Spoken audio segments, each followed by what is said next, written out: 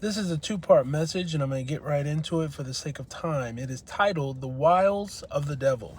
In Ephesians 6 and 11, it says, Put on the whole armor of God, that ye may be able to stand against the wiles of the devil.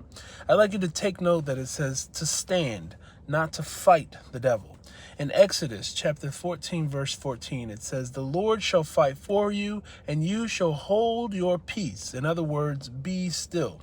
And also in Psalms 46, verse 10, it says, Be still and know that I am God. I will be honored by every nation, and I will be honored throughout the world. Here's a question for thought.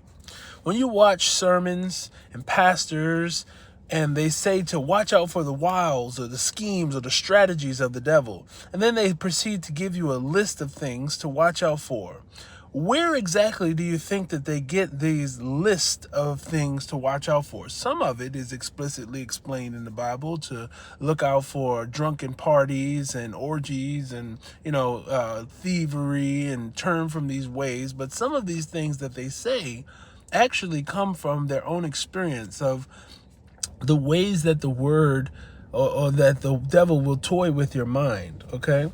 So let me give you an example of what I mean by that. You come to Christ, or in other words, you're called to Christ, and you go through his process of transformation. He transforms your mind and your thoughts. The commandments reveal to you that some of the things that you've been doing, which you knew were wrong, the contrition comes in your heart, and you say, oh yeah, I shouldn't have been doing those things. And you turn from those things. You go through a period of holiness and saintliness where you recognize that God is changing your mind. He's changing you from the inside out, like many songs say. But then after this period of time, you go through what some Christians might call the backslide, where the behaviors that you've been delivered from, they return.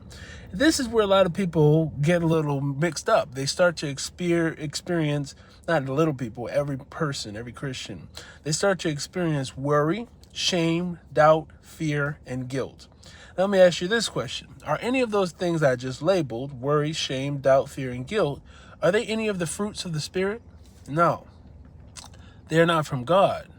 The things that are from God are love, joy, peace, patience, goodness, kindness, gentleness, faithfulness, and self-control.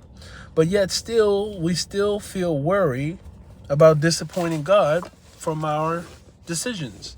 We still feel shame about backsliding and wanting to hide it from God or hide it from ourselves. We still feel doubt in the power of God.